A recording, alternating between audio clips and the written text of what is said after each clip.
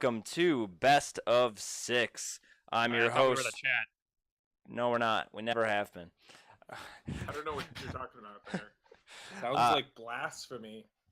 I'm your host, Jake. Joining me, as always, is Dan, Lerone, Mauricio, and Mitch. Julian is running late today, but it is what it is. But he's in our hearts. Absolutely. In our hearts and minds, and I hope he's in your thoughts and prayers. Wait, is he dead? He's fine. Yeah, Maybe. he's Confidential. he's fine. Probably. Probably. He's fine. He didn't actually tell us why he's going to be late, so maybe he's not fine. But On with the show. on with the show. We'll just start off. I promised Dan 5 seconds to talk about the 30 World Chess seconds. Championship. Oh, cool. World Chess Championship. Literally 5 seconds, because it's Your already 5 over. seconds are up now. Yeah. Yep. All right, moving on to our next top. Okay, fine. You get a minute. Yeah. So World Chess Champion's going on right now. It's pretty cool. Fabiano Caruana is the challenger. The format of the World Chess Championship, like super quickly, is 12 games where the current world champion defends his title against a challenger. So it's just like two players battling it off. And right now, I wish we could tell you some interesting stuff, but it's tied at 2.5 points each, which means they've each. Well, it could mean a lot of things, but in this case, it means they've played 5 games and they've gotten a draw all 5 times. And That's like impressive. I've actually been watching. Yeah, I've been watching the analysis for a lot of these games. They're playing basically as well as the best chess engines in the world play. Like they're not losing or gaining any advantage anywhere because they're both just like too good to do that. It's really, really impressive, like watching these two go at it. That's my little shtick. If we want to move on to the next topic. Yeah. It is worth mentioning. I can't remember which game, but one of those games is 7 hours long. To give you an idea of what this format is like. The first game was 7 hours long, and it's going to be ongoing. I'll update the podcast again when the tournament's over. In 2 weeks. Yeah, it takes actually weeks because these games are so long. So we have to talk about it. The Detective Pikachu trailer dropped. To some very mixed responses. See, why are we talking about the movie when the game releases tomorrow? Well, that's not Who Detective cares? Pikachu. That's the Let's Go. Yeah, Yeah, but Detective why are we Detective talking Pikachu about a movie came on the out, gaming like, a chat? couple years ago. Because it is a it's movie. related to the same. It's a related to movie the about a interactive game. Property. But there's a game. That's fine. I'm over Let's it. talk about Nintendo. It's Nintendo. We've actually already talked about Let's Go as much as. Like, we haven't learned anything new about the game since last time we talked about it. But there are reviews out. We could have read them. Lol. I should have said this in prep. You're right. Oh, and that is surprising. We do have an hour of prep. We usually spend very poorly, but it does exist. Yeah, for those who don't know, behind the scenes on the show, this show, believe it or not, is prepared. I mean, I think a better statement would be, believe it or not, we try to. I think that's more accurate. Wow. In the Well, it's grand also scheme just of not things, true. An hour of preparation really isn't a lot at all. It isn't. Well, technically, there was more than that for the main presentation, which had an extra 30 preparation minutes. is shorter than the show. It is shorter than the show. Who's presenting today? It's not me, is it? It's me. Don't worry. Okay. Cool. Yes, I didn't want to forget again. Nope. Detective Pikachu trailer. Some people don't like the hyper-realistic Pokemon. I think that I've seen the some of them trailer look with really Danny good. DeVito. I'm with Mauricio. I think it looks pretty sweet. Like Hey, Pikachu well, looks that's right. really cool, and even Mr. Mime. A lot of people say Mr. Mime looks weird, but like, what else are you gonna That's- do with him? It's Like, a Keep it's it a, in a cartoon. Like it's a god e-sporting Mr. Mime. How's it supposed to look? Yeah, I mean, I I was- thought, like I said, I thought a lot of them looked really good. Like Pikachu looks great. Pikachu looks the best. I mean, the they main character. change the stuff from the trailers of the movie all the time, so it's kind of hard to say. Yeah. They might end up looking even better. I had this discussion with Jake before the call started. I think that there are certain intellectual properties, I guess I'll put it that way, that work well in an animated environment that don't translate well to live action. Like JoJo. Haven't seen that. Yes. You can kind of say that about every anime, though. Not all of them, I'm sure. Well, I mean, Netflix has learned that very well. What anime movie? What live action anime movie have you seen that was good? 0. But Dragon Ghost Ball, in the Cell? obvious. oh yeah, Ghost in the Shell, isn't that good? That's what I heard. But it's a little seen off that. topic. No, it's Well, about no, it is. No, never mind. translating animation to live action, which can there's some good animation to live action transitions. I can't think of one right now, but they exist. Yeah, they exist. I don't think. Now, I think just like the fantasy elements of Pokemon make it a poor choice for this type of thing. but that's exactly why I'm excited for it. Because I like when they bring total fantasy stuff into the world just for the spectacle of it. I don't have that much confidence that this movie is going to be that good or it's going to work that well. But I think it'll be a spectacle. And also we have Deadpool playing Pikachu, Yeah, I think it's which got a is chance. fun. It looks like it might be. It looks like But- it'll be fun at a minimum. And I think the Pokemon look amazing. visually. I just had a thought in my brain, like just this second. Drop it. Yeah. I really want this movie to be just so awful. That's the most entertaining it could be. Is if it's just terrible. Like, I'm not sure if the viewers or dedicated fan base know this about me, but I love bad movies. I want Like this The Room. to just be an awful movie. But like The Last Airbender was an awful movie, but it's not fun to watch. It's not It's- anime. That's true. That's true. I think this can fail in a spectacularly entertaining way, and I'm hoping that's what it does. That's my piece. I want it to just be good. Why not? Let's see it happen. I want to see it done well. Partially because I want to see it done again. We'll see. Okay, so no, that's right. First, we talked at one point in time about Love ROMs and Love Retro. Well, the owners of those ROM sites have been ordered to pay Nintendo more than $12 million, Shit. which is actually not that bad. And that's esport to you. Money bags over here. So should they just put the shackles on now? Probably just declare bankruptcy. You know, shout it into a wall or something, and that'll make it true. There's like things about I don't know if you can declare even if you declare bankruptcy in this thing, I think court settlements are still owed. I don't think What? I don't think it can get you out of them entirely. You can get them usually renegotiated, but Nintendo wouldn't have sued them for more money than they could theoretically pay, most likely. It is Nintendo. Well, then there's a weird paradox where you're less likely to get you get less money the more overboard you go with asking if they if it's beyond what they can afford, Yeah. because then they might declare bankruptcy earlier on in the process and you might lose out on even more money.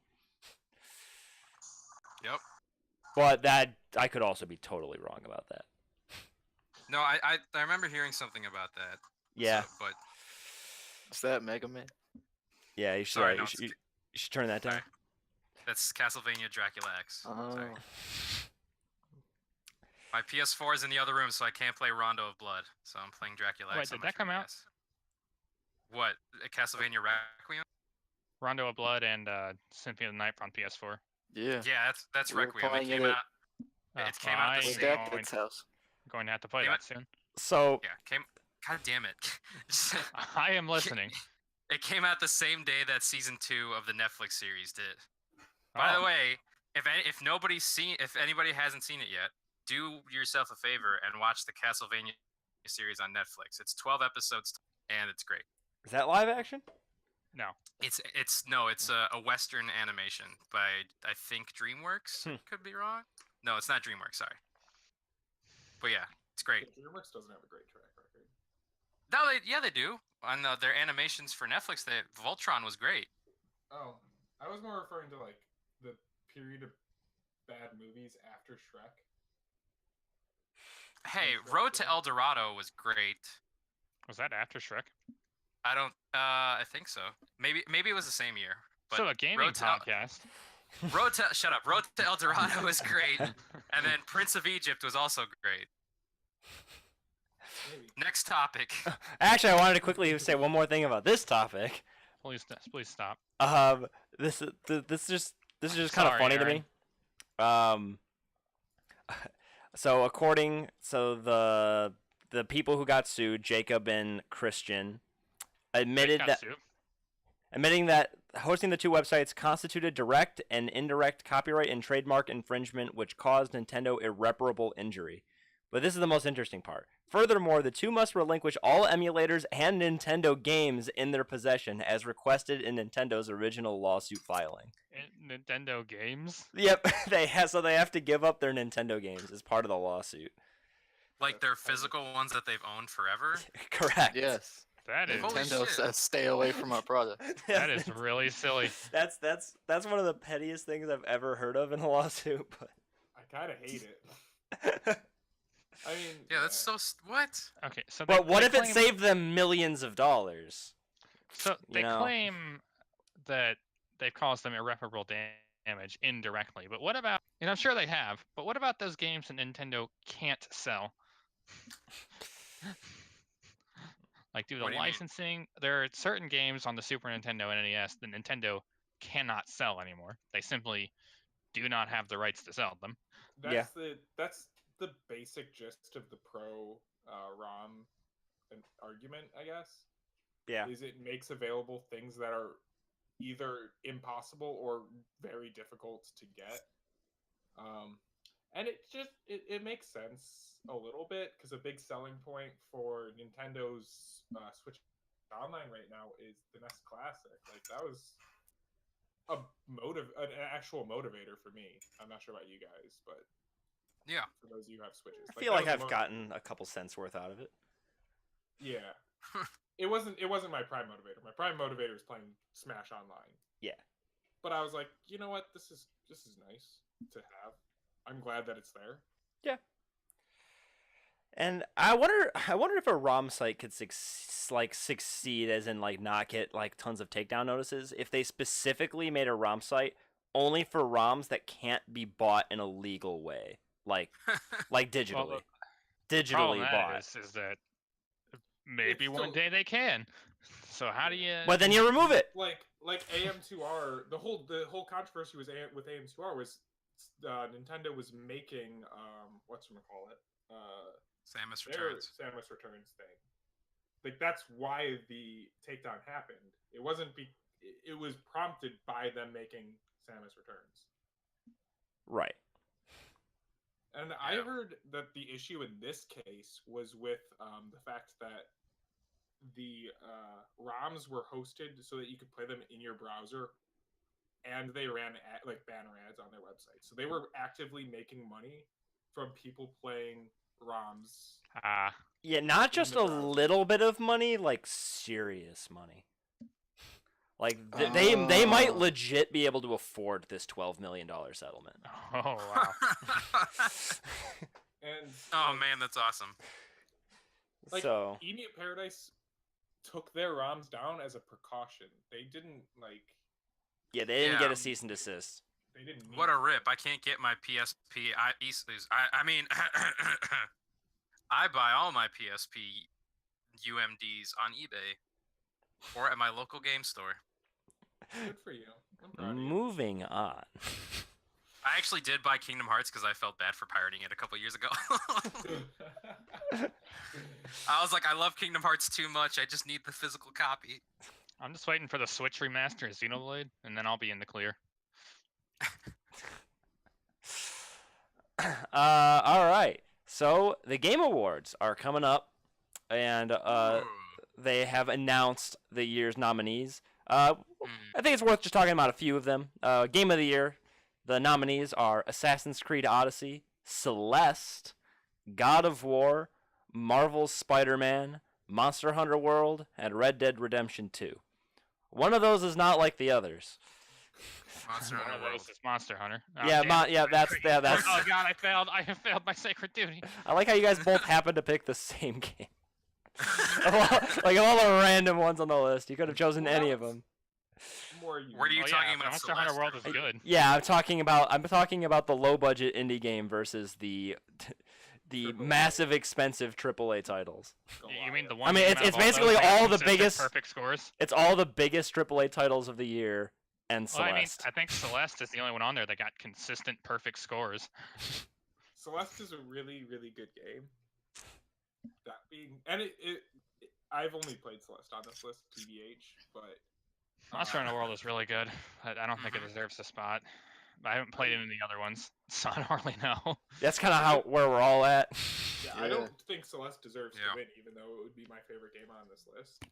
Just because it's not like just as a measurement of effort and artistic artistic effort that was poured into the game. Like just Red Dead Redemption kind of blows it out of the water, just like with how detailed. and Yeah, I think huge Red it Dead's is. too prob- new. It's I think Red Dead's probably got it in the bag. Being new is a I- good thing for. No, yeah, what for Dan the, was saying yeah, but about I just artistic don't effort. think it should be on this year's ballot because it takes a while for people to form their opinions. No, it doesn't. That's the thing. You want the snap opinions before you want them before they form yeah, the full if you opinion. if you want to win, Yeah. sure, but if you want the right decision, you have to let these games stew for a while. A new Yeah. challenger Watch enters Breath of the the ring. Wild is people found issues with it months after it came out. Mitch is absolutely right. in Yes. this. New challenger enters the ring. I guess a couple other categories worth mentioning: best ongoing game, Well, I Destiny, just want to Fortnite, real No quick Man. before we get too far, I just want to say Dan was. I like what Dan said about artistic effort that was poured into the game and how Red Dead blows it out of the water. Because the horse's testicles change with the weather. How can you beat that? It's just too much effort that they put into that. It's just come on. It's not something I knew about Red Dead, so. How did you not? Everybody was talking about that because Yeah. it was so incredulous. Are you serious? They're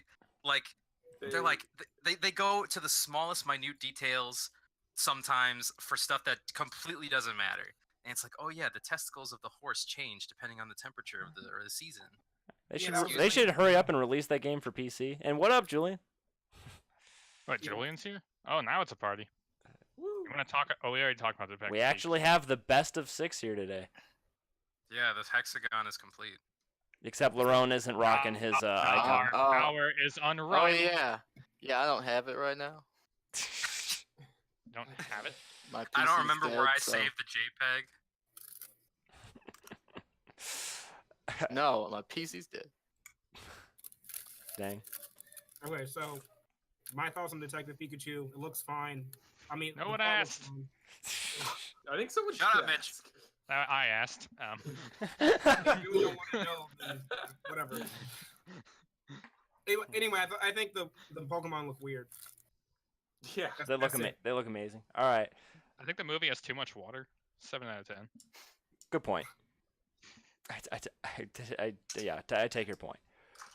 So, best ongoing game, we have Destiny 2, Fortnite, No Man's Sky, Overwatch, and Rainbow Six Siege. I don't play any of these games, but I'm assuming Fortnite's gonna win.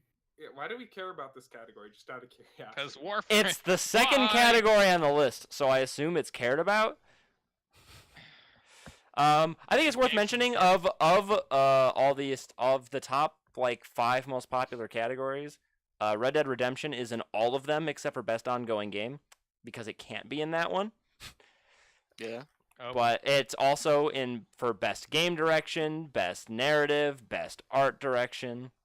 I disagree. I don't think it should win Best art. It's probably not gonna music. win best art direction, but it really shouldn't win. Best audio design, which it very well might win best audio Best design. audio design. Oh, that or Forza. That'll be interesting. I think Forza should win Best Audio Design. It probably should. Yeah.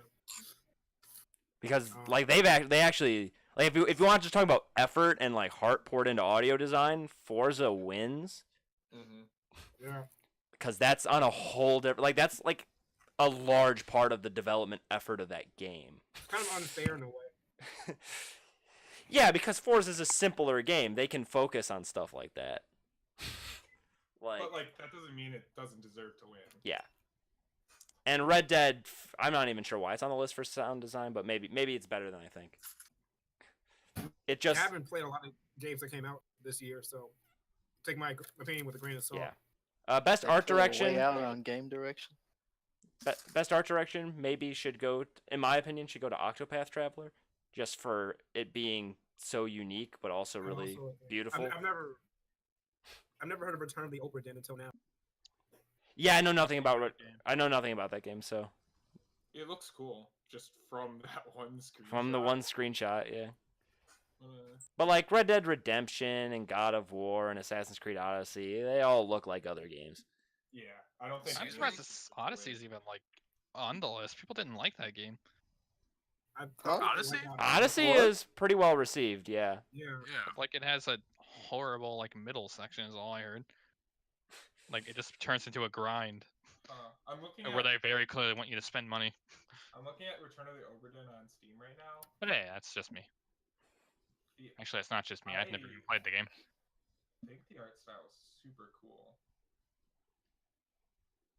I mean, Jake, to counter your point, God of War, the art direction on that is really cool because they went to Norse mythology and everything's really intricately detailed. Like the axe, I forget what it's called, the Lazarus axe. Yeah, Or but that's whatever. not really what the category is defined as for outstanding creative and or technical achievement in artistic design and animation. Octopath Okay. for one. You think Octopath should win? Yeah. That's where I'm at. Is Octopath. That game looks gorgeous. It does look gorgeous. I just don't think it's a technical achievement. Like they literally. It's not a technical. Hey, it says and or for. It's a creative achievement, sure, but it's not Yeah. a technical achievement by any stretch. But it said and or for technical achievement, so it doesn't And, have like, to be. The testicles contract in the cold, so that's a pretty outstanding technical achievement for Red Dead Redemption. Red Dead Redemption for technical achievement is probably up there. Honestly, I don't think any game that came out this year has like any like real artistic, like substantial technical achievements, Damn it. No. which I mean is sort of to be expected. But Yeah, we're Mr. kind of reaching Contrarian over here. the point where technical achievements just difficult to do it. Like, we'll probably see it happen. Still, there's still so much in the future. Which I don't know about difficult to achieve, but maybe difficult to immediately like differentiate from what came before. You know, like in technical achievement at least. Like when the first Assassin's Creed came out, it was like, holy crap, there's so many people on screen. Like you could clearly tell that from a game Yeah. before. yeah, But, or like, like the jump from generation from like the 360 PS3 Wii era to one PS4. Initially, there wasn't that crazy of a jump. You could And tell the like, oh, this looks Third way better. dimension. But you know, it was like not the most it wasn't the craziest, most noticeable. You know what I mean? how long have the Game Awards been going on? It's like Uh, 2015, 2016, something like That's not that old. no, it's fairly It's young. Like LA Noir, I could see winning Best Art Direction if the awards existed when that came out 2014. for like that. Okay. technical achievement. Yeah. For like where Dragon LA Age Noir would be more Inquisition technical. won. wasn't there Yep. another video game awards thing that came out? The esports awards, yeah. No, there was something else like back in the day. I'm pretty sure. Spike TV Crap. awards. I don't There were know. Spike Video Game Awards Yeah. on Spike TV. I just want to point out one thing about. Yep. So these awards, I noticed that Celeste was nominated for Best Score / Music, and I actually went back and listened to the soundtrack while I was at work, and it's a really good soundtrack. It is. Yeah. You said it wasn't, or it is not? No, it's really good. Yeah. Which like makes a lot of sense because the music is kind of a part of the game. Like thematically, the harder levels are called B-sides, which is like a term to, you know, Oh, records or I get cassette. it. Yeah. So like thematically, music's important. And just like if we're gonna jump back to what is the thing? What's it? The hold on, what's the name of the thing? The best. games for impact is what I was thinking of. What does Oh that yeah, even best mean? games for impact. For a thought-provoking game with a profound pro-social meaning or message.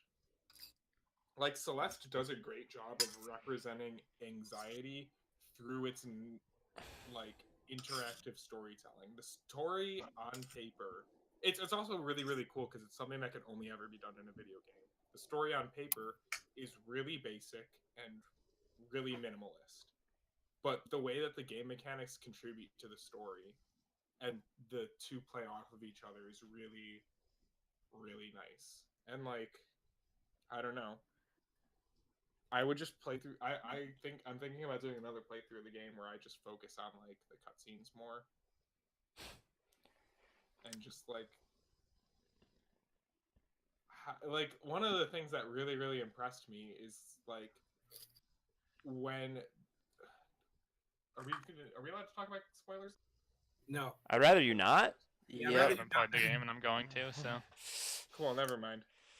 It just did some cool stuff, like with the way that the gameplay and the story interact in a way that could only be done in a video game. It really, really took advantage of the medium. You couldn't make a Celeste movie. You couldn't write a Celeste book. You could make a Celeste video game, and it's fantastic. But will it compete with Life is Strange? That's the question. but will it blend? I looked up Return of the Obra Dinn. I might play it. Looks cool. Best indie game, I think Celeste has Free. has it pretty free. Hold up. Yeah. People slurp Dead Cells. Dead Cells isn't on the Not best nearly isn't as on the much. game of the year list. Like it's one of the Celeste games- made the game of the year list. The rest of these games didn't. That's true. Yeah. It kind of is hopeless for the other games. That's true. Yeah. It's Well, just I nice we to be all nominated. thought that leak was Yep, real. it's definitely a nice to be nominated sort of scenario. Like Dead Cells can get a runner up, but and Celeste is just a bigger game. Just straight up. I'm surprised Celeste blew up the way it did. Also, Yeah, I isn't didn't- Dead I Cells haven't- like over a year old? I played that last year. Dead Cells. That was the game released with the for- review. Wait, it says August 6th, 2018. It came out this year. Yeah. It Yeah, came out suck it, a Mitch. couple Stop months lying. ago. Yeah, definitely came out this year. That was the game where the guy copied the review. Yeah. Yeah, we talked about it on the Are you podcast. sure it wasn't just like the Switch version that came out this year? No. No. Just if you read the game description and you don't know anything about Yeah, video that's games, it's like- complete gibberish. Oh, what? Initial release date 2017. I think Steam's just wrong Oh, that's because I think they updated recently. That's probably what it is. okay. So if you read the description on Steam, it's complete gibberish if you don't play video games, and it's kind of funny if you put yourself in the framework of someone who's never played a video game. Dead Cells is a roguelite Metroidvania-inspired action platformer. Try to explain That's a that. lot of buzzwords. I feel like roguelike Metroidvania. Yeah, like my mom would read that and be like, "What the hell does that mean?" But action platformer, it's like action. Oh, okay, they're gonna be doing stuff. Platformer. I feel like That's hit or that miss. term- That's a hit or miss. I term. mean, Yeah, I'll give you that. But I feel like that's more known in the. so they take out one. The average person takes one word out of this. I mean, according to Steam, the last time I played Dead Cells was August 24th, 2017. So Huh. Damn. This is initial release dates last year. I didn't hear about it until now.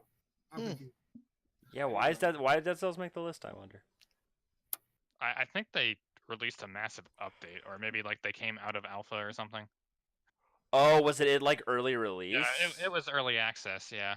Oh, that's- that changes everything. oh, Apparently it does these days. Yeah, Mitch, come on. Stop misinforming the people. I asked a question. That's all. Stop misinforming the people. And how I dare you that was do that? correct. Actually, the game was playable a year ago.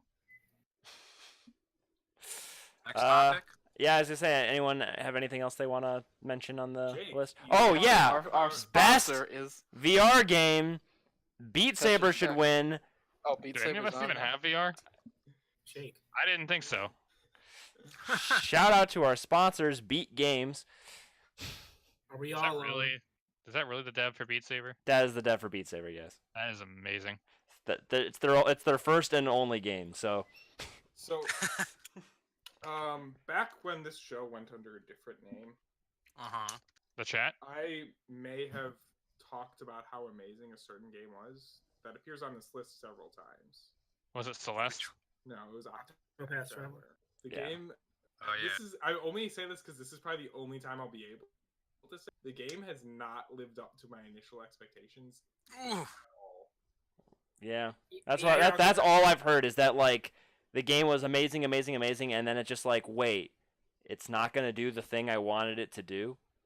That's why The you need, thing that's that why you don't give everyone something wanted an the game to award.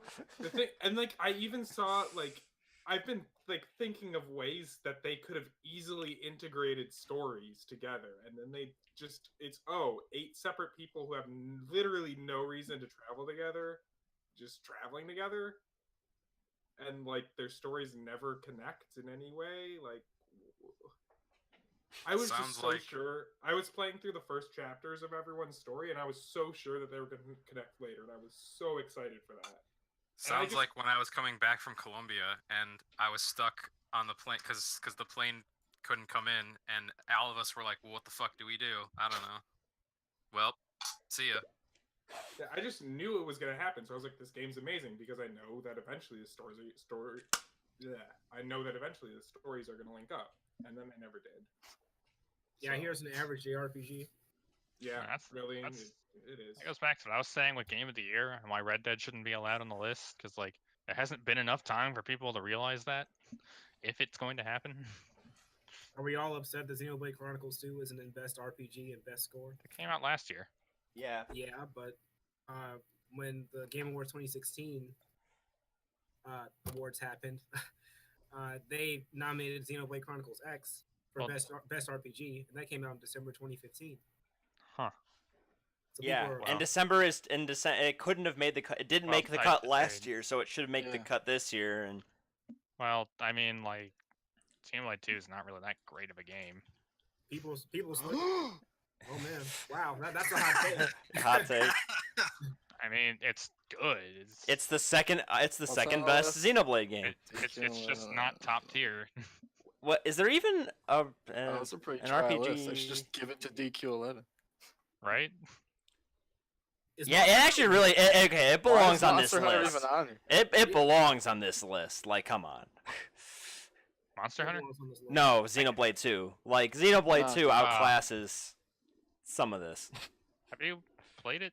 Have you played any? Have you played any of those? Okay, know okay. what Dragon Pillars of Quest. Dragon Quest belongs here. Do you know what Pillars of Mino Eternity Kuni is? probably belongs on here. Pillars of I heard Eternity that wasn't definitely that great. belongs. But Octopath or Pillars of Eternity? Pillars should be on here. Pillars isn't that like It's Obsidian. Eh. isn't that like a really big name? Sort of. It makes I- a lot of sense because that Octopath Traveler made this list because of how much positive reception it got out the gate. Yeah, yeah, and it's a popular game. Like a lot of people bought it. More than Nintendo expected, in fact. Which was a huge issue, apparently. It was a big issue. Nintendo didn't make enough of the game. I didn't know Monster Hunter World was considered an RPG. Yeah, okay, that's kind of questionable. Yeah. Yeah, I didn't really see that either. It's more of an action game with role playing elements. Right. Okay. So I'm not crazy. Yeah, it's like an open world action adventure game. Really? Not open world. I thought it There's was open worlds. Nah, I mean, it's open world is like all the zones are interconnected and you just have to walk from one end to the other. This is And You're it's in a open hub. world in the same way as Super Mario 64 is. yeah, but That's not open world, You go to- okay. you go to a hub. that is. You go to a hub and you pick a level. You go to that level. Yeah, but that level is open world. No, It's- no, Mitch. wouldn't- Mitch, it's a Mitch, level. Mitch, you're sounding like this is sound like the free to play argument all over again. Let's just. Okay, there's a difference. I know between there's a difference. walking in a straight line and being able to choose your path, and there's no defined start and end. it's non-linear, but it's not Yeah, there open you go. world. There's a difference between non-linear and open world. Yeah, that's a Yeah. good. Yeah, that's the word I'm looking for. Yeah. Everybody's contrarian in this podcast. It's like a Metroid game. All right. Anyway. No. He just said that to try.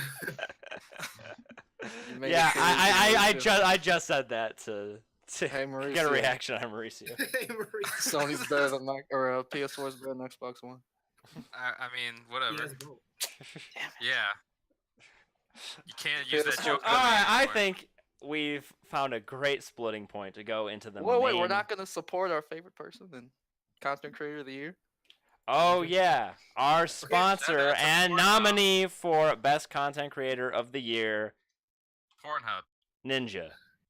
Esports Hub. I'm sorry. This is a free win. Also, yeah, fighters free one for fighting game. I don't know. Soul oh, yeah. Calibur is looking good. Blaz Blue. Didn't you just say it looked boring?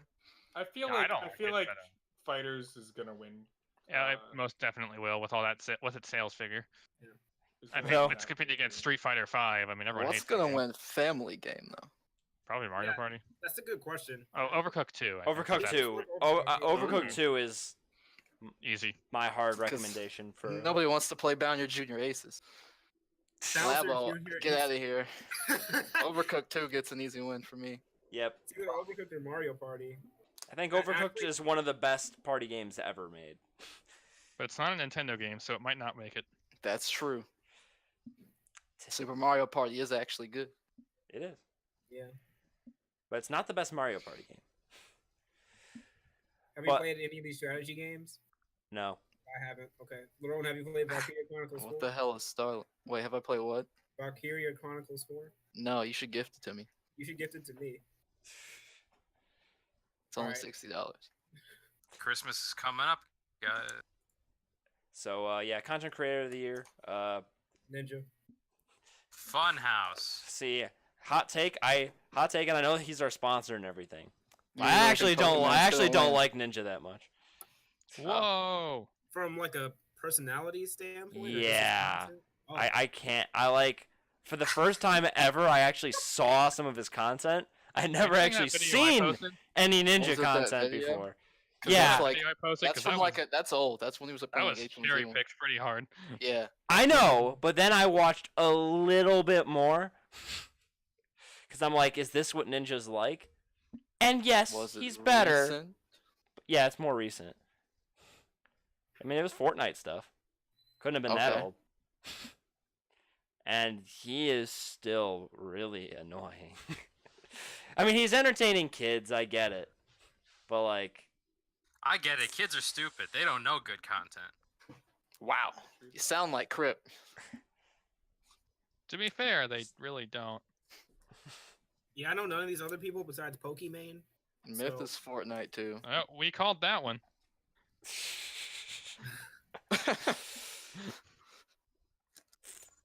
I mean, yeah, Ninja's by far the biggest of any of these people. So Yeah. he's probably just He got pretty it much in the has bag. to win. Yeah. Yeah, I mean, he's You literally alright? he's on Sorry. ESPN magazine. If he doesn't win, then it's just rigged. Then they're lying. Well, it is rigged. He has only 10%. he has it's articles 10%, in right? Time magazine about him. I mean, He's been on that's Ellen. cool. I'm surprised Dr. Disrespect isn't on this list. Yeah, no, no. He won last year, and I don't know if he wants to. After the thing, Oh, when he. Okay, yeah, true. Wait, which thing? Are you talking about? his wife or his Okay. cheating. I thought you were talking about his house getting shot. Okay. No, not that. I mean, either way, that's. Yeah. So anyway, any last thoughts about Game Awards? Last things to shout out. Where's Warframe? It won something at some point. All right, is this enough padding? Yeah, I think we should be good on padding. So I mean, we don't need any padding because I have a ton to talk about. So okay, this Yay. topic is sort of a strange one. It's Where a cool one. so this is talking about technology in gaming peripherals, basically. The Oh, it's just peripherals. Okay. well, never it's mind. it's like an interact. Are you prepared for an hour of talking about why Skyward Sword is terrible? We're not going to talk about that at all, actually, because it is not. I'm not the concerned. dongle. The dongle. I am actually concerned with dongle. more interesting, unique, or not talked about Which, of things course, a little bit, Skyward and Sword is one of some those. stuff that's it's all very related. So let's get into it. The thing that prompted this whole thing is how the heck does Duck Hunt work? I know.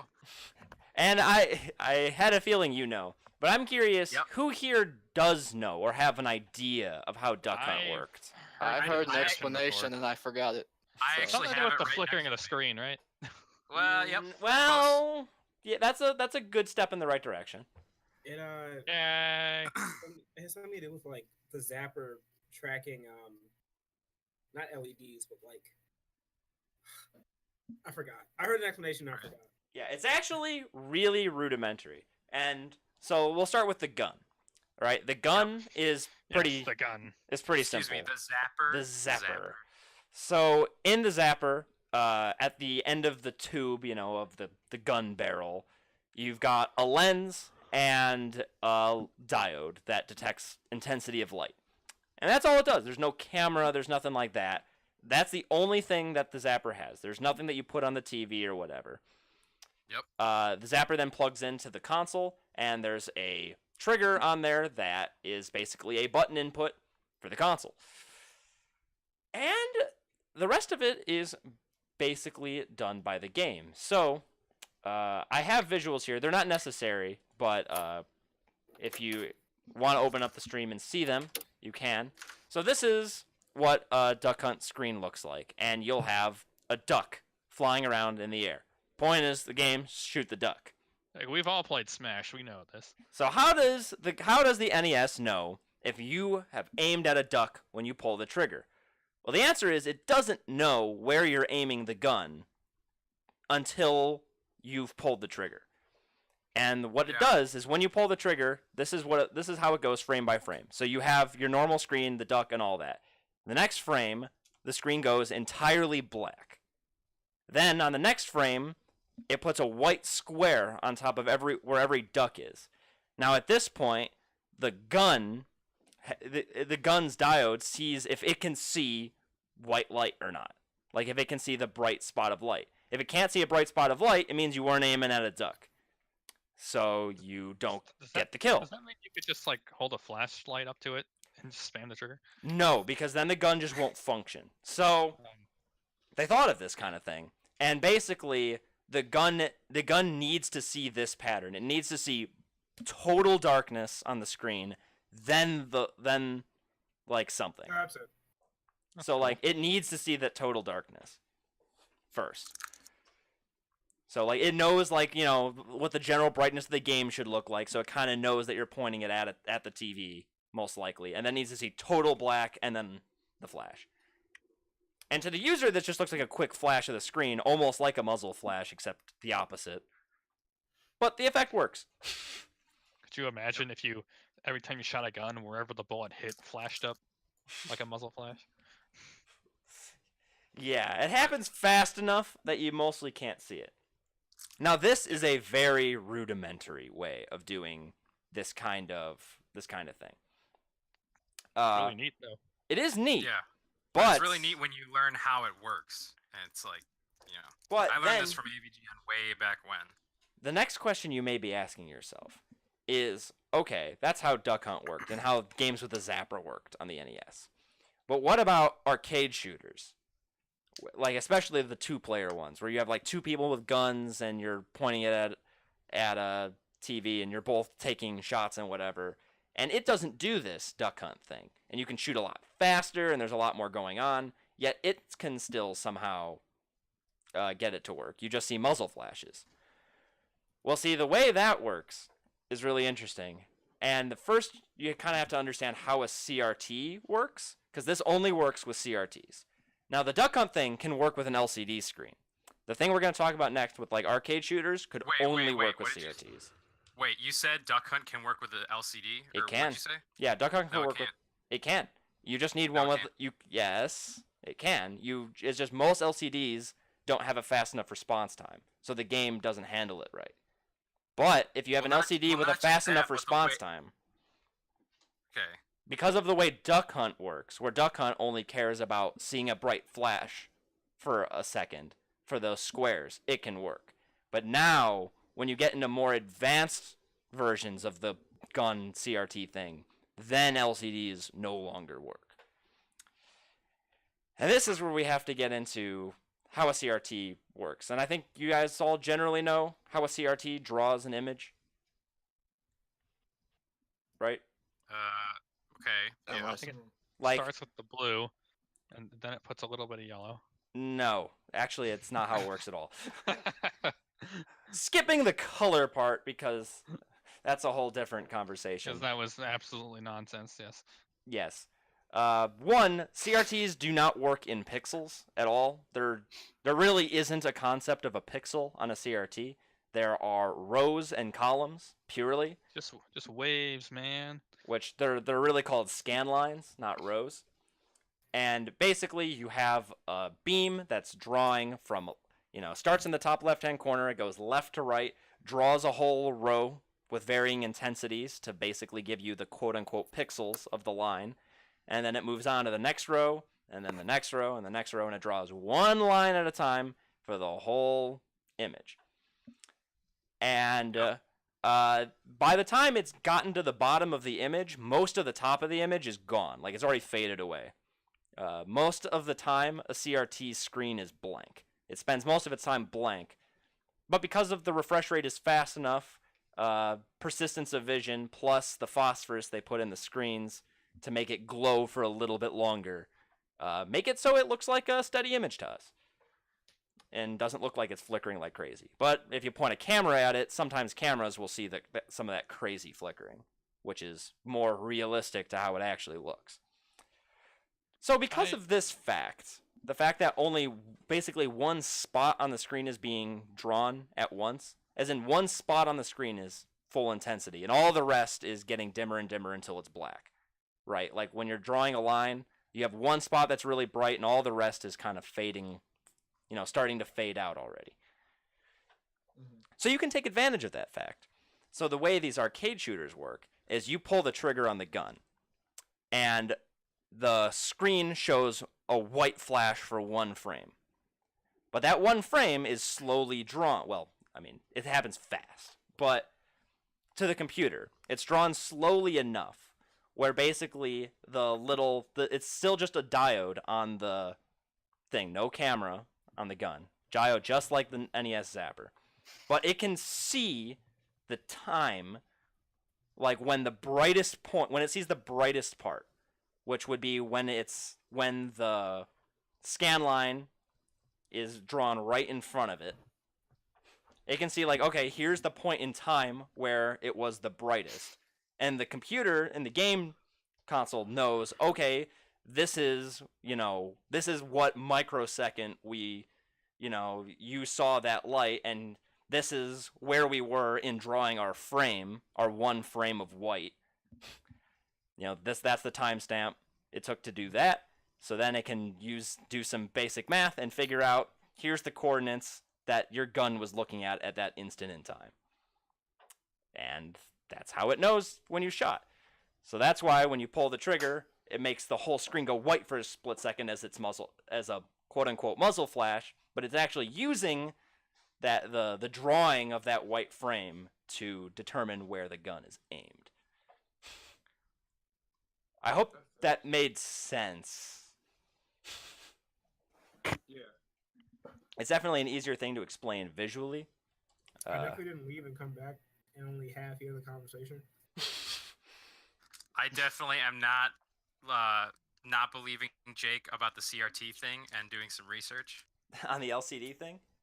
Yeah, because I've heard for forever that it won't work on a HD TV or LCD screen because of how it behaved with the CRT. And the only thing I found of it working on a modern CRT is to mod it with other stuff. And I've looked at a couple of places. I'm not trying to disprove you. I was really surprised when you said that, because every time I researched this, it said no, it will not work on an LCD. Well, I think Jake said a very specific instance. Yeah, it needs to most be in a general won't. very, very low latency LCD. Because the NES Zapper has some tolerances because no, not all CRTs were super fast. They were for the most part because super fast was just kind of inherent to what they were because it was analog circuitry, so there was no processing to be done. But some CRTs did some processing that took some time. And yeah, you just need pretty specific equipment, and it's not really that worth it. Because the biggest problem is you can't do it with an original NES, most likely. Like, you'd have to emulate to be able to get response times fast enough. Well, then you can't use the Zapper. That's Yeah, like saying yeah, you can use the Zapper. There are No, but I'm saying, breakout like- boards for USB, so you could plug it into a PC. no. But I'm saying like you can't just using the Zapper and the NES and plugging it into an LCD. It's not gonna work. That's what I was saying. You're saying like, oh, Well, you have to have well, other, the other prob- equipment to make it work. Well, you do. Obviously, of I mean, course. you need other equipment just to hook up the NES to an LCD, which is your first problem. No, they have the RCA, the what's it called? Composite. They have composite inputs on LCD still. Yeah, but a lot of those have, they have to do the analog to digital conversion, which is the slow part. Like, it's not the LCD that prevents the Zapper from working with it. It's the latency from the NES to the LCD. Like, equipment does exist to do it fast enough, but like, yeah. Again, I'm not calling you bullshit, but I can find some resources. please show after me this. because I'm genuinely interested. Okay. Was that the CRT that dogs But couldn't for the watch? meantime, you're bullshit. Sorry. Or was that the CRT the first one dogs could watch? Could Excuse me? dogs watch? What? Yeah, there was for the most part, dogs could not watch TV until it was either the CRT was the last one where they couldn't see anything, or it was the first one where they could see something. Well, there wasn't Uh-huh. anything before a CRT, so. Well, you got me there. What was like a old timey projector for like movies before people had TVs in their home? Oh yeah, I guess that. Though that. I wonder What, how. you mean just a projector? Yeah, just like a movie projector. Yeah, I guess Yeah, dog movie could see projector. that. They could probably see that better. Because CRTs, I would imagine, would be the one that other animals might struggle to see the most because it spends most of its time off. Whereas a movie projector or TV don't spend as much time off. The movie projectors still do spend a lot of time totally blank. That's true. Modern LCDs don't. They don't blank practically at all. Right. They just if they're gonna be able to see anything, it's probably an LCD because Again, it's if continuous anyone's light. interested- If anyone's interested in this subject, watch the Slow Mo Guys video on how LCD TVs work because they do CRT, LCD, and OLED TVs, Yeah, and you see the process, and it's really fascinating. it's actually is very fascinating. It's probably one of the best views of it. Like even if you know fundamentally how it works, seeing it is really cool. Yeah. Have you guys seen cathode rays before? Seen what? Cathode rays, like in a tube. Like, never mind. Yeah, I've seen cathode rays before. You mean like Okay, without yeah, the yeah, housing and dogs. stuff? Dogs could not see CRT screens. They just saw nonsense. That makes sense. I mean, CRTs work well for us, and they're pretty tuned to us. Yeah, and but you're not a CRTs are dog. still irritating to some people. Like there are some people who like get Just, more of the flicker like- effect than others. In Well, my they can pretend to be. They're just not good at melee. In my modern physics class, We used cathode rays to measure the charge to mass ratio of an electron. That's cool. Yeah, I wish my physics program did stuff like that. Wait, yours didn't? No. Was this in high school or No, college? this was college. Okay. Well, ha, I wish IIT could do cool stuff like that. Haha. Yeah. All right. It was Anyway, like- JK, Really thanks IIT for my degree. Shout out Exactly. to IIT That's the for joke. graduating me. yeah. So in this same vein, this is probably a lesser known peripheral to a lot of you, but light pens were a somewhat popular thing Yeah. for PCs way back when, which basically you used a pen and it turned your your any CRT computer screen into a touchscreen, more or less. Using a stylus. This I actually know about as well. The 8-bit guy did a good video about this. Yes, he did a great video about this, and So now we're stealing actually, from 8-bit guy. I did rewatch that video today to remind myself. Stealing from 8-bit guy. 8-bit Mark Brown. Shout out to 8-bit guy. Shout out to Ava Guy, one of the best channels on YouTube. I don't even know half the shit he's talking about, and I think it's so You fascinating. don't know half the esport he's talking about? I don't know half the FGC that he's talking about.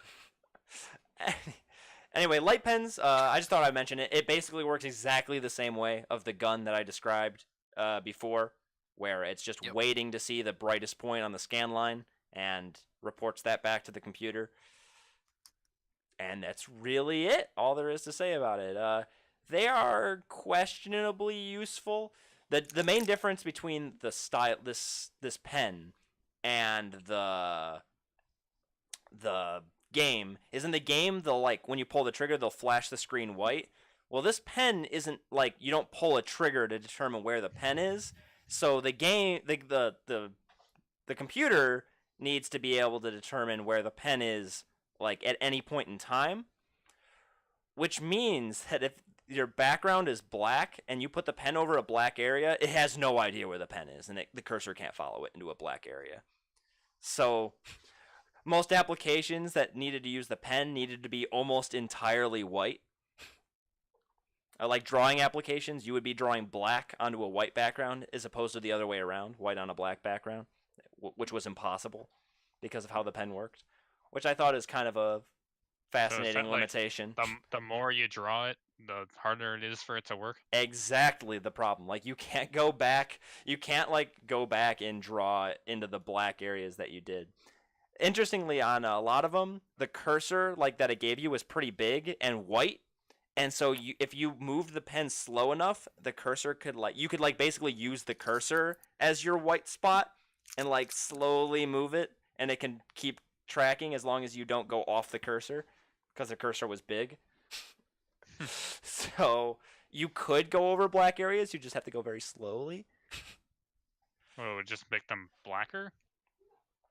No, like if you changed your color to white, or if you were just trying to drag your cursor to a menu or something and the background was black, So that's kind of interesting. So now I'm going to start getting into, well, I shouldn't say that, but I'm going to talk about a few peripherals that are a bit lesser known that I find kind of interesting. We'll see if you guys know any of these. Vectrex. We're going to talk about the Sega Activator. Never heard of it. So this was a controller, you could say, for fighting games. Is that a hexagon? What's he saying? What is this? So it's our premium product. So it's an octagon. Octagon. That you put on the floor and you stand inside of the octagon. And each section of the on each side of the octagon, there are infrared lights that shoot straight up at your ceiling, and then the light bounces back down from your ceiling to the octagon, and it has sensors in it. And what this allows them to do is they can detect if you punch or kick and what direction you punched or kicked. So it basically has the ability to sense things that were low or things that were high based on how much of the infrared light you blocked. That sounds like it wouldn't work. And you use this to control fighting games. So you can punch and kick in fighting games, and the different directions would result in different types of input. That reminds me of the MMA game that came out for the 360 Connect a couple years back. It was And we will talk about the fighting Kinect. game. Was it Dragon Ball Connect? Oh, you know what you should talk about? You remember? Did anybody watch that AVGN video where he talks about all the peripherals for the NES, and he talks about the U-Force? Nope. Does anybody remember that? Nope. So the U-Force is this.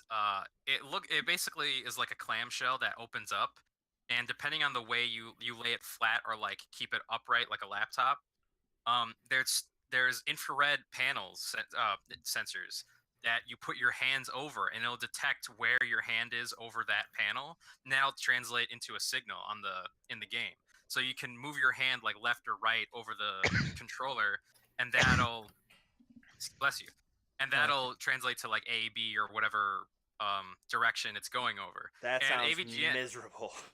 No, it's really cool actually, because AVGN uses it to play Punch Out, and all you have to do is punch with both hands, or like pull your hands away to duck or whatever, and he plays Punch Out pretty well with it.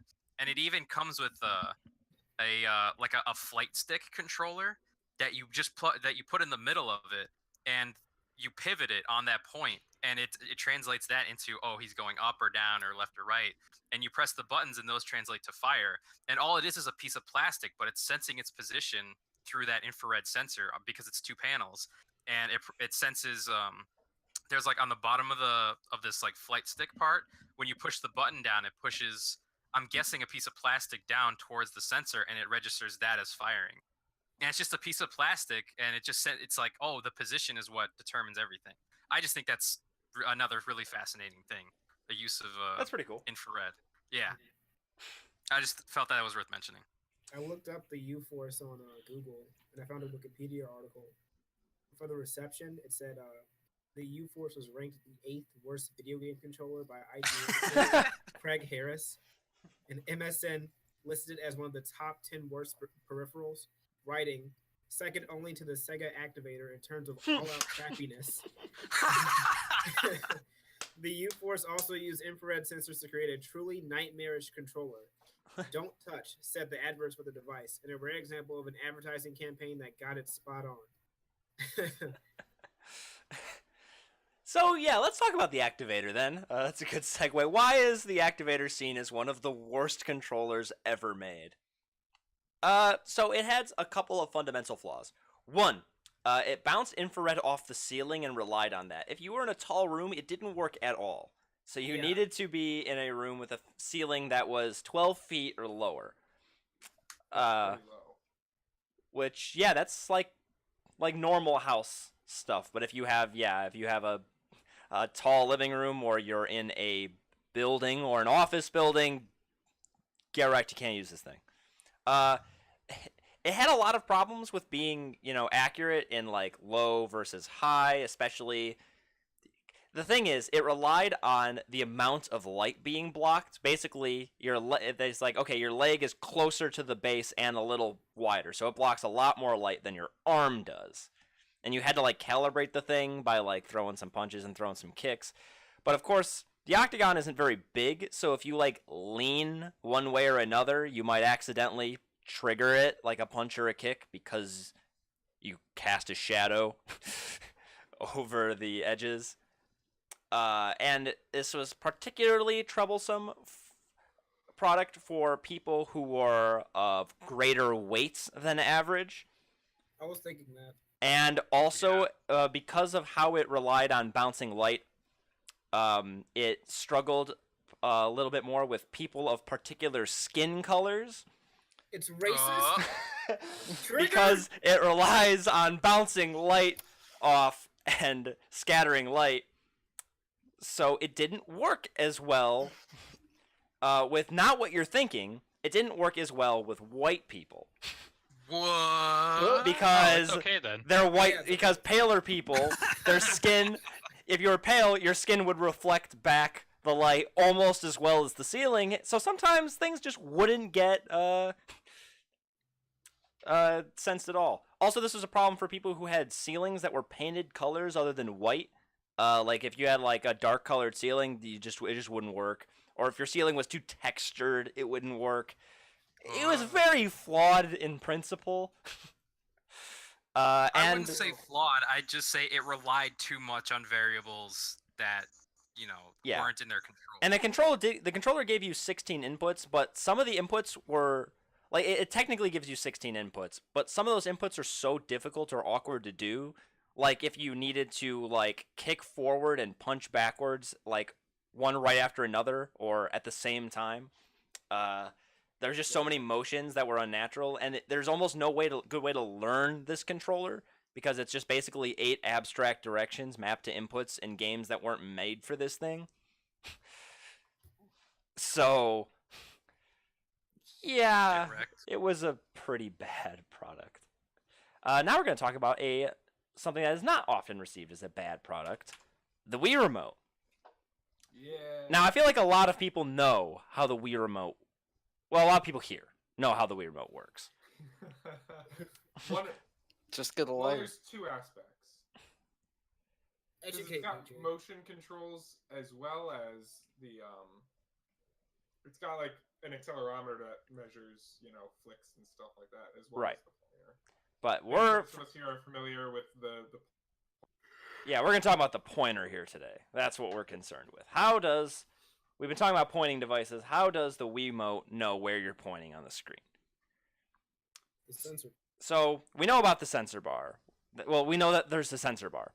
And a lot of people, I feel like a large majority of the people, probably partially because of the name, think that the sensor bar is what is doing the mapping. Like, it's what's figuring out where the Wii Remote's pointing. But as some of you guys here know, that is not the case. The sensor bar is actually no more than infrared lights on both ends. Where the only real work it's putting in is that one side is brighter than the other side. And that's about it. All the sensing is done by a camera in the Wiimote. So the tip of the Wiimote actually has an infrared camera in it. And that infrared camera looks for those 2 points of light, and it looks for which one's brighter and which one's darker, for left to right. And then it can use that for the pointer and rotating the pointer when you rotate your hand, and when you step close or far away, it can detect all those axes of motion and know where the pointer is. So that means, and what kind of Laurent was saying before, you could replace the sensor bar with 2 candles, or a lighter, or whatever you have lying around that are sources of infrared light. That's really cool. I didn't know that. Can I use my mixtape? So, like yeah. 90% of the time, when we want to start a game of Melee, we forget about the sensor bar and have to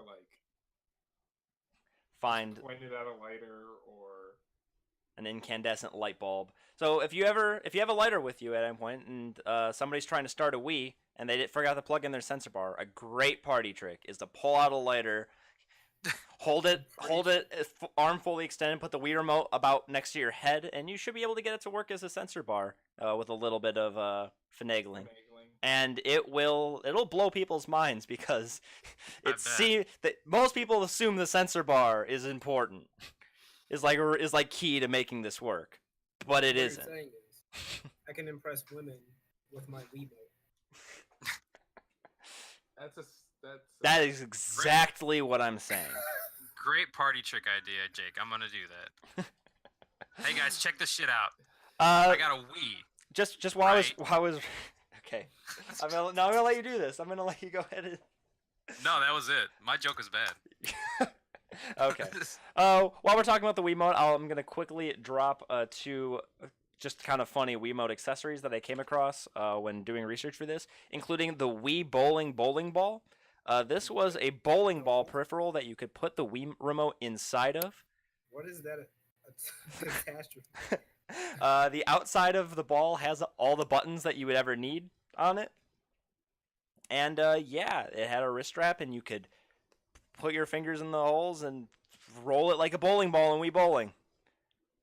What happens if you let go and it flies through the screen? Same thing that happens with the Wiimote, except heavier. So it didn't really take off. Not Nintendo officially licensed. However, an obscure Nintendo officially licensed Wiimote accessory that I didn't know existed is a heart rate monitor. Oh, I know about this. So there was a heart rate monitor Wii Remote accessory that had a ridiculously limited release. Like, you don't remember when Iwata talked about this one time? I did not know that. I saw that now today when doing some research for this. Yeah. Where Iwata looked like he was on the brink of laughter talking about this thing. Like he looked like he was trying not to breaking. I don't know. It was a bizarre announcement, and yeah, they sold like none of these.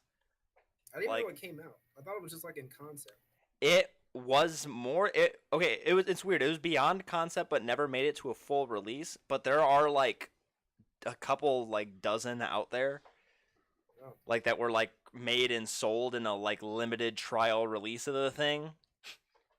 So you can buy them on eBay. So there's a couple out there on sale, if Are they you are worth so inclined to buy one. And now we're going to talk about a less obscure accessory that is, I guess, kind of related to the Wiimote. The Xbox 360 Kinect.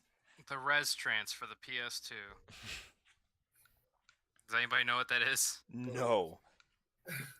It's basically a vibrator. Excuse me? Huh? So years ago, Screw Attack did like a top 10 gaming peripherals list, and their number one answer is almost always a joke. Like, you know, for the most part, number one, they put the res trans because it plugs into the PS2 via USB, and it's just a thing that vibrates, and that's it. And a lot of people like basically were like, "Are you serious? This is just a vibrator? Like, it's just a masturbatory aid?" The creator of it is like, "No, you're supposed to put it on the ground and put your feet on it, and then it vibrates, or you put it on your hand and it vibrates while you're playing the game."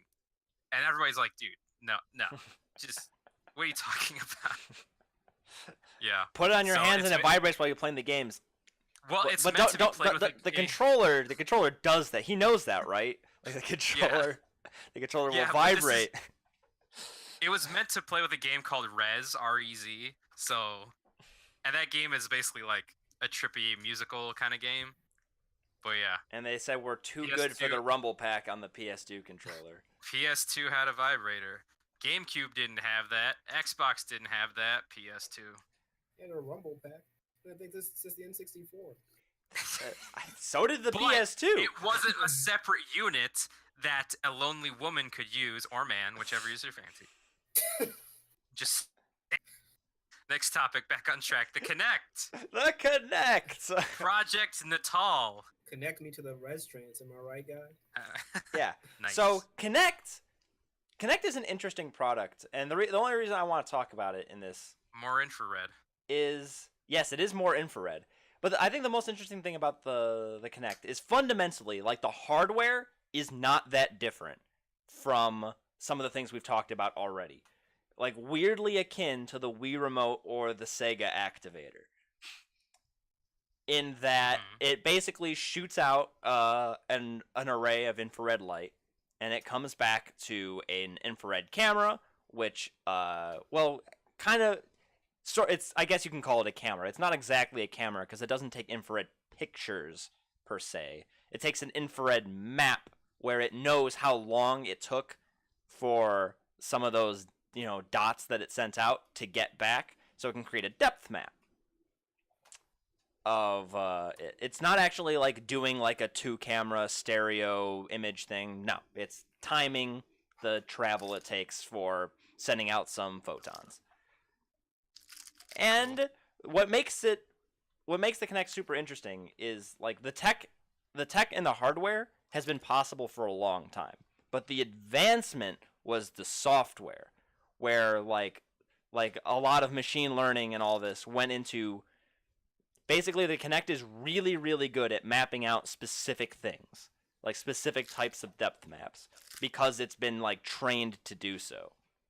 So like it like basically gets not as much information as you would think, and creates a map with that limited information, like filling in the gaps in a way that these old peripherals could never hope to do.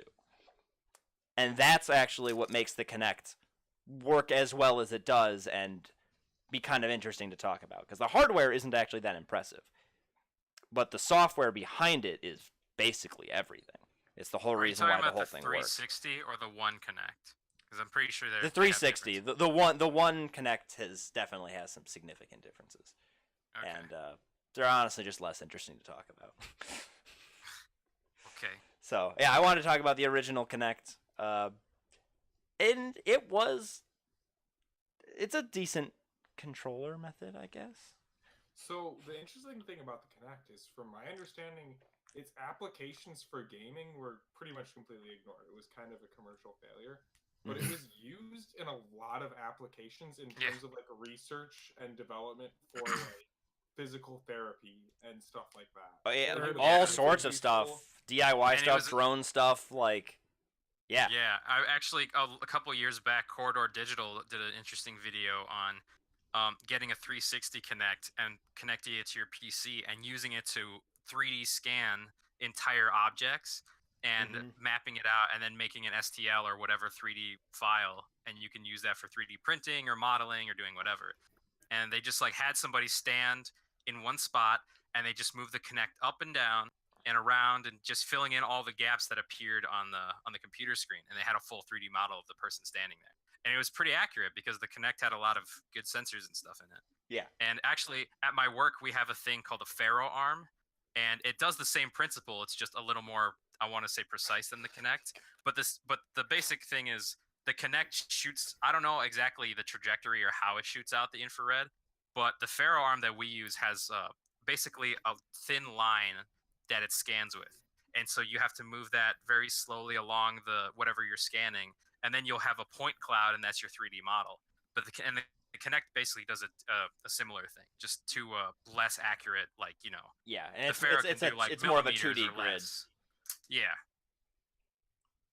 And the Kinect doesn't necessarily concern itself with accuracy as much as it concerns itself with getting a complete picture of like what's going on. Like, it will make some sacrifices in accuracy for, or I guess it's making sacrifices in preciseness for accuracy, I guess is the one way to put makes that. sense. Like, yeah, you're not going to be able, like, you shouldn't use it for any real measurements or like things like that, but it will give you like an accurate representation of what it was trying to see. It won't miss things unless they're too small. I mean, That's it'll just not see fair. ghosts too. You forgot about that. Oh yeah, because it's infrared. 'Cause it's That's infrared. how you see And ghosts. people plugged in their Xboxes and saw white lights when they were calibrating it, and they're like, "Oh God, it's a ghost." Yeah, You It's know, not I like think it's not like there's a lot of things in my house that make infrared that I don't know about. I think it's a shame the Kinect never took off in terms of like gaming, because I think it's the best motion peripheral out of the 7th generation. There's a lot of stuff that they tried to do with it. Like, other games tried to use it for other stuff. Like Mass Effect 3, when it came out, it was like that you could use certain voice commands to do things in the game. Like, you could yell grenade and your character would throw a grenade, however useful that is. Or Skyrim specifically, they had specific voice commands. Like, you can set certain weapons to, like, it's like you could say sword and shield and it would switch out to certain weapons, or you could say the English names of the shouts or whatever language you speak in. Yeah, but that's You just can say- microphone stuff. What about the cameras? Right. Because Well, I'm just they saying. can put a microphone in anything. Right. I mean, like I said, there's a lot of stuff that they tried. They at least tried with some stuff. Like the mic was the big thing, but like, I mean, trying to just integrate small stuff like that is kind of like into a game that is not specifically built around it.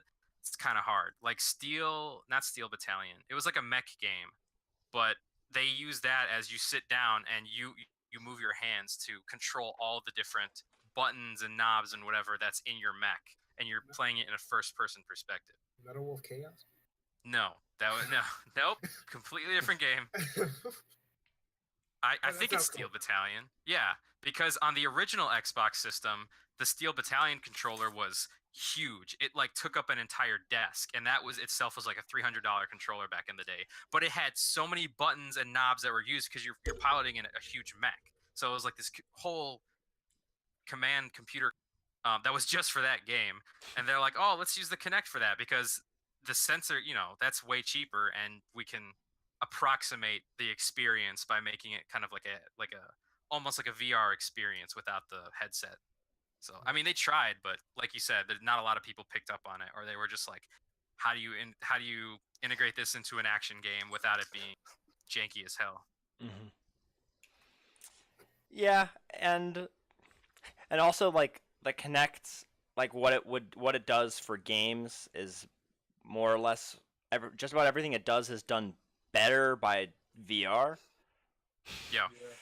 which is probably why we'll never see the Kinect or something like it take off again, because VR is more of just the replacement.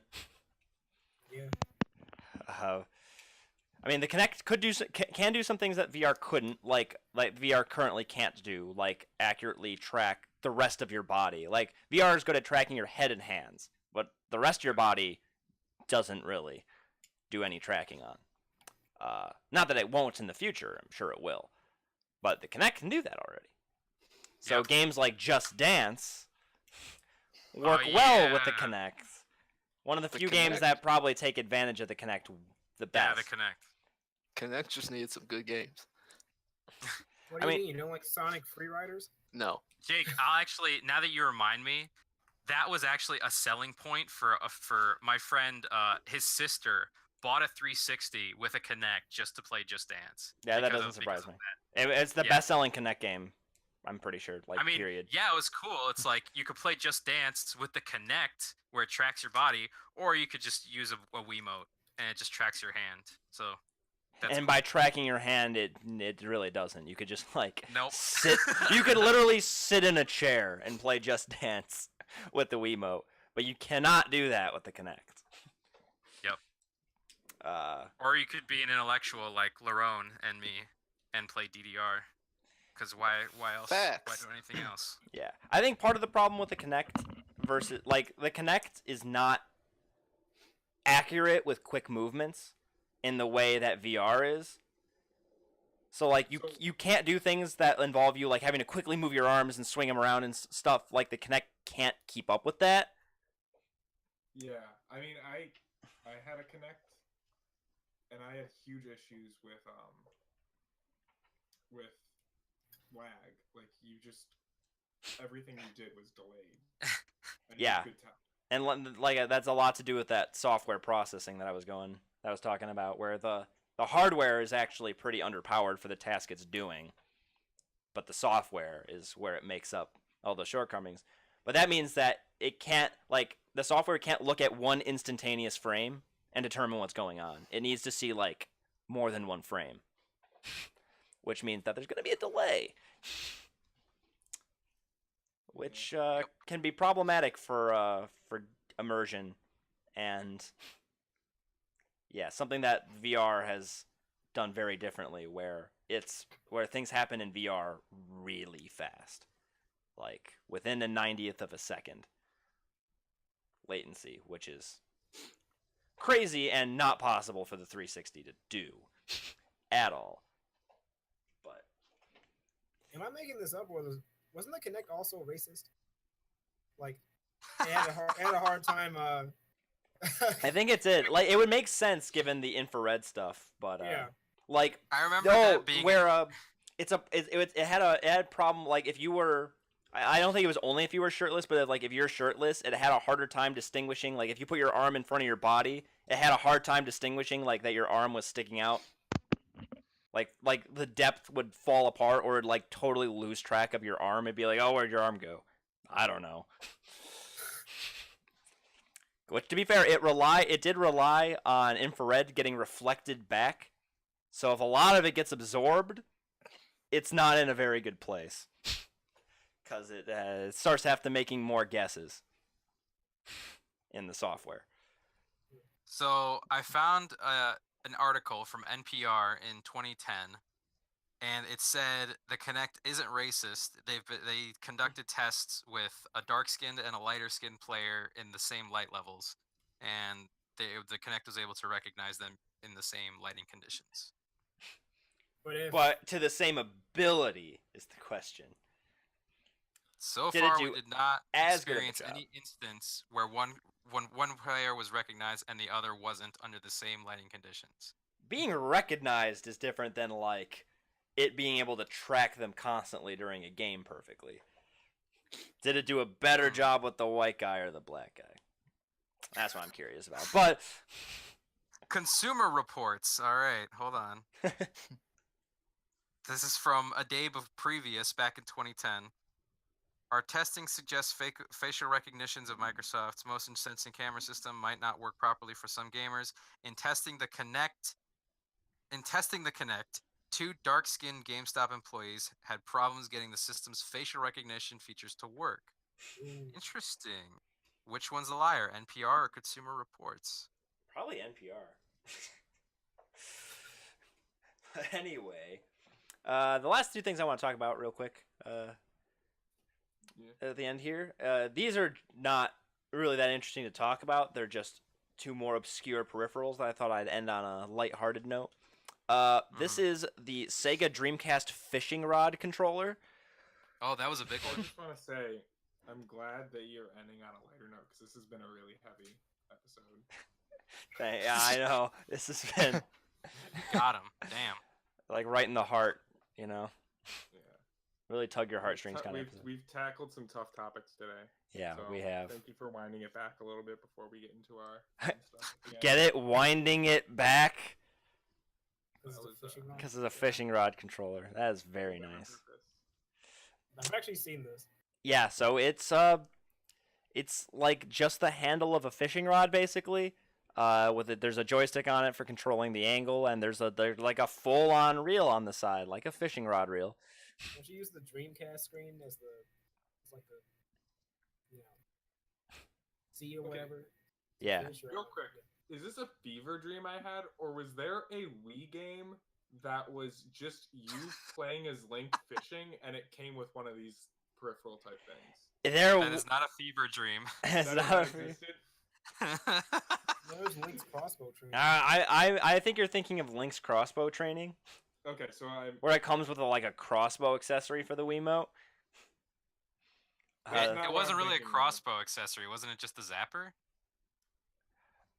Or uh, did they make a special crossbow one? no, Hold there, on a minute. it was basically like a 2-level zapper, like where the nunchuck is in it as well. Like you got the I nunchuck and the remember Wiimote. that. No, yeah, that's just called the Yeah, Wii that- Zapper. Yeah, Wii yeah, Zapper. it's called the Wii Zapper. Okay. For a second, I was like, did they make a one that actually looked like a crossbow? Holy No, of crap. course not, because Nintendo wouldn't make something that looks like a weapon, I guess. Which, I don't know, why was it Link? I guess it was Link's crossbow training, so that way you could do it with the zapper, because you couldn't really do a normal bow and arrow with it. Okay. I see you, Nintendo, but... Speaking of fishing, with the Dreamcast one, the last accessory I want to talk about is not a gaming accessory at all. I just couldn't believe it Boo. existed, and so I wanted to end on the lightest note possible. And that is the pocket sonar accessory for the Game Boy. I know about this. Nice. This was you just booed me 2 seconds ago. Never mind. I take that back. Good job, Jake. This is the pocket sonar. This is not a gaming accessory. This is an actual sonar like accessory for Yup. the Game Boy for use for fishing. Like you pointed this at the water and it was like a depth sensor with like and it could detect fish and stuff for your Game Boy. There was also a fishing mini game included. Did it work? Apparently it worked. It could do depths up to 55 feet. Oh. This is when Nintendo were like, we're gonna make crazy cool stuff for everything for the Game Boy. They did Yeah, I mean so much cool stuff. I mean, it's kind of like it's kind of related to like the NES had internet stuff on it in Japan, like the Famicom, I should say. Like you could like connect it to the internet, and there was like stuff where you could look at images and watch movies, and Didn't like Mario Nintendo Wii had this whole gigantic thing, this ecosystem for Hey, viewing Jake. multimedia content on the NES. Hey Jake, Yeah. you want to talk about the sewing machine for the Game Boy? Huh? What? I did I not see forgot that. about that.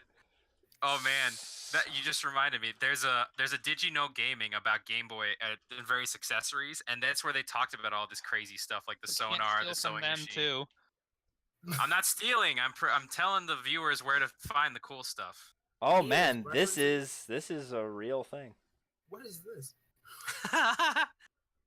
You use the Game Boy to make patterns, I think, and then the pattern would the sewing machine would read the pattern and do that. I'm pretty sure that's how it worked. Yeah, here it is on for the stream, an image of it. Yeah, you put you plot out the image on the Game Boy, and then you plug the Game Boy into the sewing machine, and the Game Boy could control the sewing machine. Wild. Nintendo was so ahead of its time. They have made some products, all right.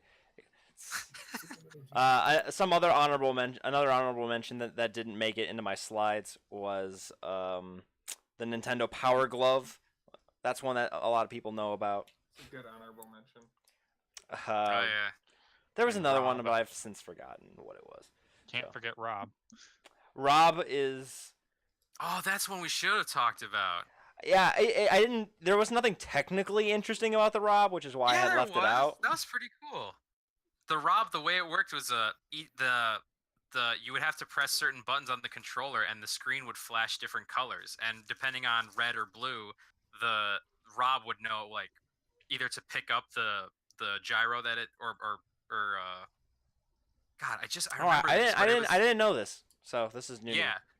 No, yeah. So when you play Gyromite's the one I'm thinking of. You would get to like you would move your character to like a green wall or something, and you would press like I think start or select or one of these buttons, and it would flash a certain color depending on if the wall was already up or down, and depending on the red or blue, Rob would know, okay, I need to place a gyro to lift up the door, or I need to take off the gyro to close it. And that's how it worked. And each eye had a different sensor, I think, or maybe they were both the same sensor. But that's how it worked. So yeah. Thanks again to AVGN for talking about that one. You guys are nerds. I like this stuff. It's cool. Yeah, I agree. But that's all I got for you for this topic. So it's time to go into our next segment, Shenmue Watch. Is there actually something this week? We got a doozy this week. Really? Do we? What is it? Dan, I'll let you take it away. So, Reddit user only 777 likes the new art style. Dan, God what? damn it. And this has been Shenmue, Shenmue Watch. All right, moving on. We're just definitely not going to talk about that any more than we have already. And we're going to talk about our lighthearted news topic of the week.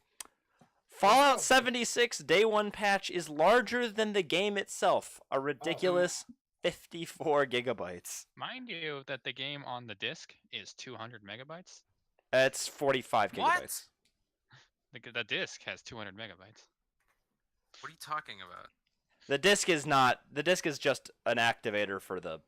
Yes, For you the have to digital game, you have to download the full game and then download the patch. Yes. Yes. But So the disc the allows game you is 45 gigabytes. The patch is 54 gigabytes. That's amazing. The Wait, disc wait a gives minute. you a nice little nudge. It's like, here's 200 for free. Now go So you're generate the telling last me- 200,000 on your own. So you're telling me, like all the other games I've bought for this generation of consoles, it doesn't install from the disc. You need an internet connection to download it first. Yes. I Well, mean, to be fair, most games have a day one patch, but this No, is just but kind like, of extreme. well, like, say I guess Fallout 76 is always online, so it it's doesn't it's an matter. online But, like, game, so like it kind of gets a pass on the downloading front, I guess. yeah, But yeah. the but fact that like, you have to download the game and then download the patch, like it's not game was just just you can't just 45 gig. download the game. Like it's not like there's just the whole game. Yeah, Like there shouldn't need to be a patch. It should just be So you have one to- game. yeah. You have to download 100 gigs worth to play this game. Yes, and it installs to like 112 gigs or something. It's madness.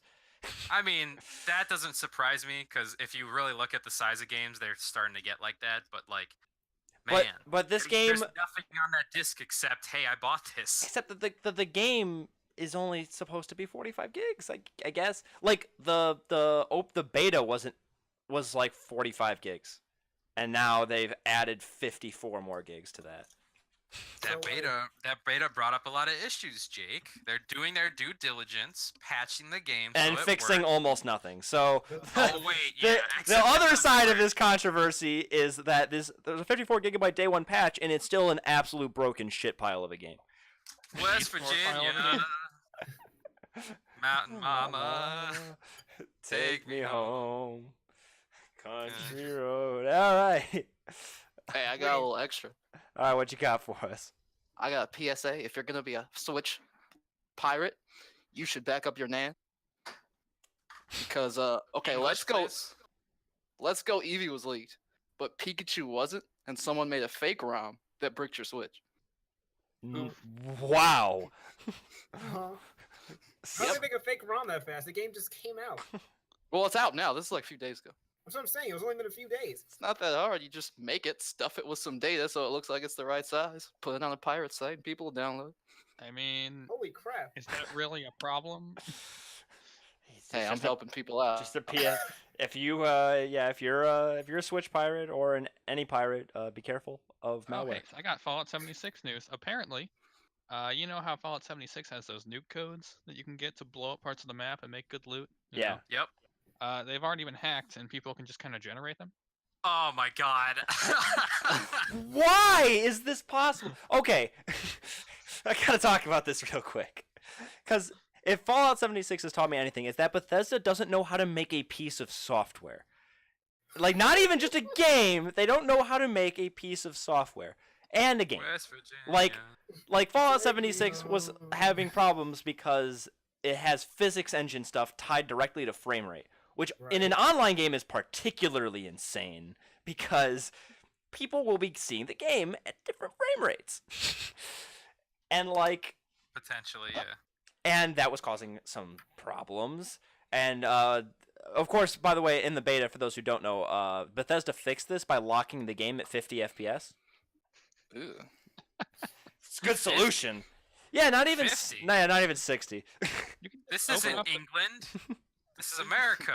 You can open the .ini file and just And just change it. change the frame rate. Yes, that was the problem. Yeah, but the little kiddies don't know that. No, that was the problem. They made it so the INI file stopped working, and then they just locked the game at a frame rate, and they're like, yeah, that's fine. Apparently that's been fixed.